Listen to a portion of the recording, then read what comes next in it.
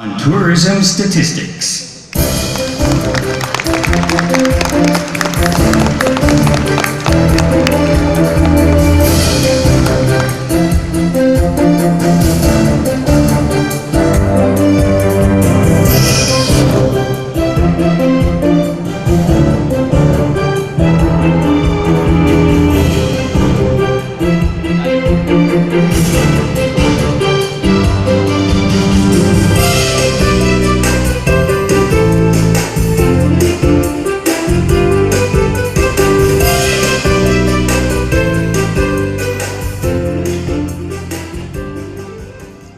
I wish I had the language skills of our very good friend, but I can still say Madam Gang Umaga. And have a very, very beautiful Manila morning. President of the Senate, Mr. Pimentel, thank you so much for joining us this morning. It's a great pleasure. Your presence here is a very strong and clear message as to the importance that Philippines plays on tourism and the related subjects. Thank you for being with us this morning. Thank you, sir.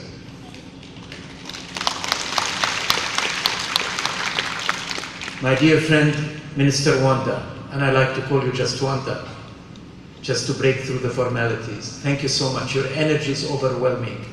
Your hospitality has been wonderful. You and your team have done a great thing, a great job in welcoming all of us. You can see the energy in this room. You can see the smiles. You can see the feelings of comfort.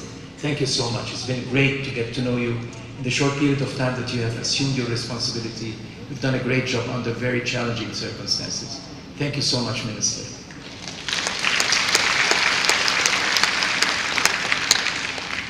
Mr. Leola, what can I say? I wish I could emulate your language skills. However, I must admit, I'm always impressed with the energy that stems from South Africa. The African energy is here with you, and you have definitely get us started off on the right tone. Thank you so much for your thoughts. Thank you for what you have shared with us this morning. Thank you. Ladies and gentlemen, dear ministers, and I wish I could name you one by one, but we do have a very tight schedule and we have to have lunch at 2 o'clock. So I can't name you all one by one, very good friends that are here today. I thank your presence here, representatives from the tourism, the environment, and the statistics. And your presence here symbolizes the commitment that we all have to this wonderful human activity called travel and tourism. Ladies and gentlemen, Charles Dickens once said, "We live the best of times, we live the worst of times." We definitely live times of natural disasters and health pandemics, times of economic crisis, times of terror threats and wars. And by God, we have seen much of those. This part of the world has been also experiencing much of that. Times of persistent inequality, times of menace of climate change, and much, much more. All what you need to do is listen to the news every morning, and you probably would feel that the world is falling apart. But despite of these complex interlinking challenges, despite of isolationist acts against the freedom of travel and movement, and against many other freedoms, I want to suggest very boldly that we do, like Charles Dickens says, live in the best of times. It's a beautiful world, ladies and gentlemen. Just landing last night by the airplane here in Manila, looking around, many thoughts came to my mind. How beautiful, energetic this country is and the people of this country. Waking up in the morning and seeing the people going to work. I had to wake up at 6 o'clock in the morning because of the difference in time between here and Europe.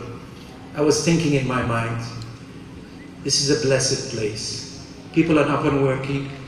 They're up and working when the rest of the world is still sleeping. This is a very special country. This is a very special place. I want to suggest that we definitely live the best of times. First, we are indeed more connected, more informed, and therefore we care more about each other. At the tip of our fingers, if we reach out to our mobiles that we cannot be separated from, you're receiving news every morning, every minute, every spot, as it happens. This may disturb you, but just think about it. It gets you more involved. We know more about each other. We care more about each other.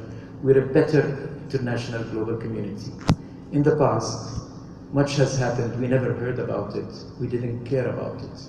Caring is important. We're more compassionate, more understanding, and therefore we're more one global community. Secondly, because billions of people traveling the world today belong to a group of believers. We're a tribe called the tribe of travelers, believing in the beauty of this world, the beauty and strength of our diversity, the beauty of our diversity, our right as human beings to enjoy this beauty and this diversity. Ladies and gentlemen, I want to suggest that tourism has become today a human right, just as all other rights. My right to housing, my right to education, my right to health. It's my right to travel, my right to enjoy the world, my right to do business, my right to get educated, my right to see things as God has given them to us. It's our right to enjoy life. But thirdly, because we'd like to believe today that the transformative force that travel and tourism is embodied in is a cornerstone in making this world a better place, and it is. Travel and tourism today can break down stereotypes and misconceptions, bring people together. All what it takes is for us to come here to see all the myths that are being spread about this part of the world. We are here, ladies and gentlemen. We're here to tell the world, come to Manila, come to the Philippines. Make no mistake about it. Anybody that tries to return or present any other versions of this story should come and see it in our eyes. We're here. We're here to send a very clear and strong message to the world. Come to the Philippines. We don't want to say it's safe, because it is. We're not in the habit of repeating what is obvious. Just come and see us, meeting here in hundreds, and sending the message to the world. The Philippines is a wonderful place to be in. Come here and feel good. When you never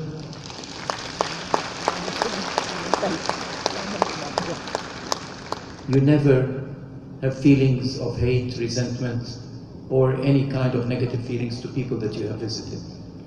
Tourism and travel breaks all the stereotypes and creates a completely new way of feeling and thinking. You can never have negative feelings to people that you have shared food with, shared their music, shared their stories, and shared their dreams. But in addition to all of this, tourism is a wonderful human activity, providing 1 out of 10 jobs all over the world. Every job in tourism creates 1.4 jobs other down the value stream. It's a powerful and a very effective socio-economic transformative force. Tourism generates jobs for local communities, jobs where people live. You don't have to move to get your job. And it's a non-transferable job. It's a job that's connected to the place and to the people. It keeps people from migrating for work, a challenge that we have to face in today's world. Tourism also brings much needed resources that go into protecting and restoring our monuments and our natural areas worldwide. I always like to remember that whenever you visit a place that has been historically important, just think the resources that are needed to protect this place could not have ever been utilized or come up with without the power that tourism brings into them.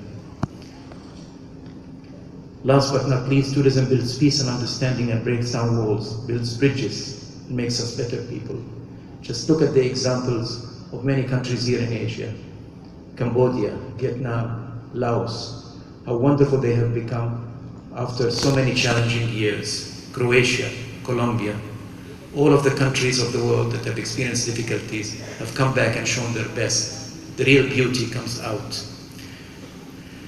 My dear friends, all of these important contributions and more build contributions to a more sustainable world. Yet, alongside them, we should never forget that many challenges we are still facing.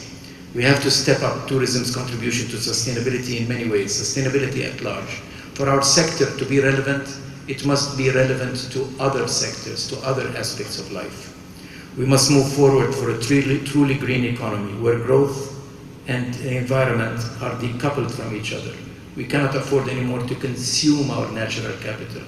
We have to make sure that we enrich it. 2, we have to fight climate change throughout the entire tourism value chain. We must not submit to the current political trends of trying to disassociate ourselves from this real fact. It's affecting our lives and the future of our children and grandchildren. We must promote accessibility for all. Tourism cannot deny people that do not have the ability to move around from the pleasure of enjoying this world. Accessibility and tourism for all is a must. 4, we must engage local communities, ensure the benefits of the sector reach them, and prevent negative impact on social fabrics. We cannot afford anymore to have children, women, and vulnerable sectors of our society being exploited. We have to protect the weak. Our industry is a force for good. It cannot be associated with any negative stories of that kind. We also have to make sure that whatever is spent in the country stays in the country. Prevent leakages. Make sure that the benefits stay here and are spread equally and very fairly amongst people. But to do all this, we have to measure our impact so we can properly manage them. It has been correctly said that we cannot measure. If we cannot measure, we cannot manage. We have to measure accurately and regularly. We need to measure our impact.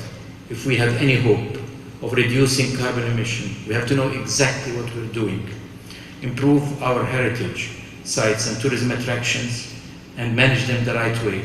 We need to measure the impact of the numbers and the people and who they are on the site. Getting the right infrastructure and carrying the right capacity are decisions that cannot be made without the right data. We have to curb the negative impact on society that we must accept our sector to have. If we don't do this together, we cannot ensure that tourism is a force for good, and indeed a tool for a better place and a better world. My dear friends, in 1980, Manila hosted the famous meeting that came up with the Manila Declaration 37 years ago. Today is another milestone. Manila is leading the way today, and this important meeting can be a true milestone for the development of our sector. A landmark moment if we're all committed to a new framework to measure sustainable tourism, a framework supported by the United Nations system, as you have just heard. We're part of the UN family, we're part of the local community. A framework for meaningful and feasible indicators of making tourism a real agent for change, a real contributor to the Sustainable Development Goals, a roadmap for 2030.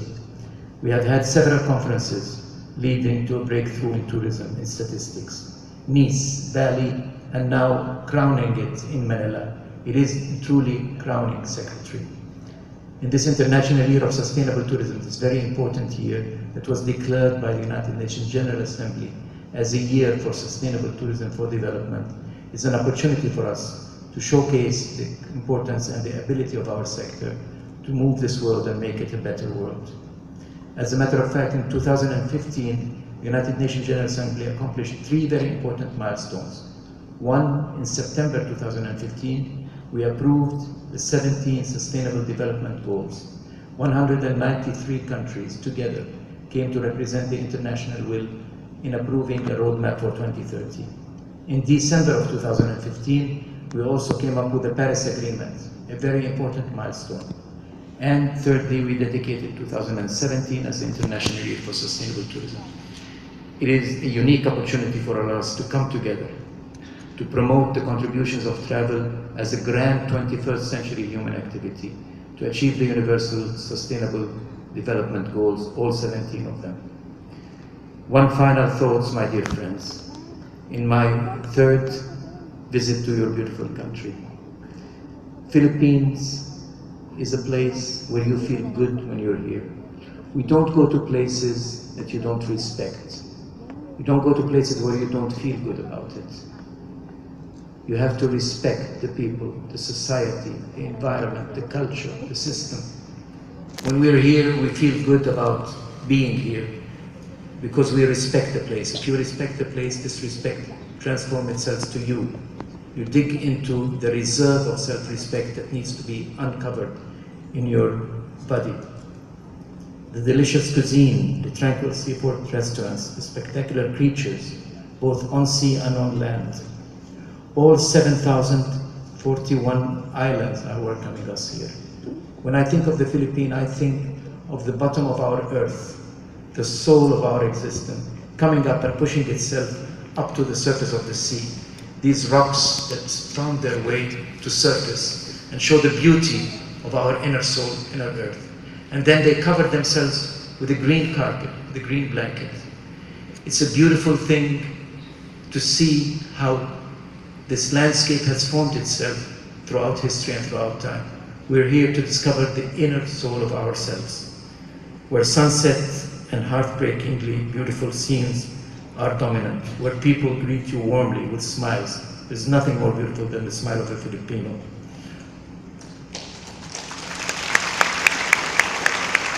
Ladies and gentlemen, the best place about the Philippines, thing about the Philippines is the Filipinos. You're the wonderful asset of this country. Yes. Be proud of it. Rise up and say to the world, we are Filipinos, because the world is lucky to have you.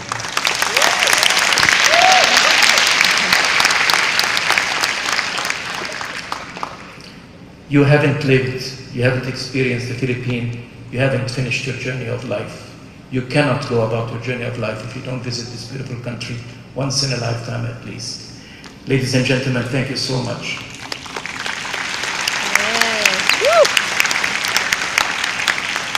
And in the beautiful language, maraming salamat. I'd like to share with you a 1-minute video on how to respect places that you visit.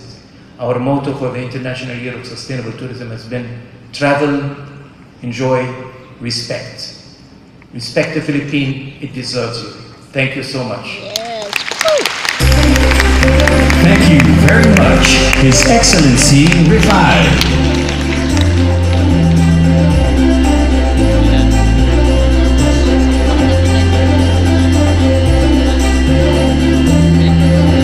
Before we continue with our program, we have a special video from the UN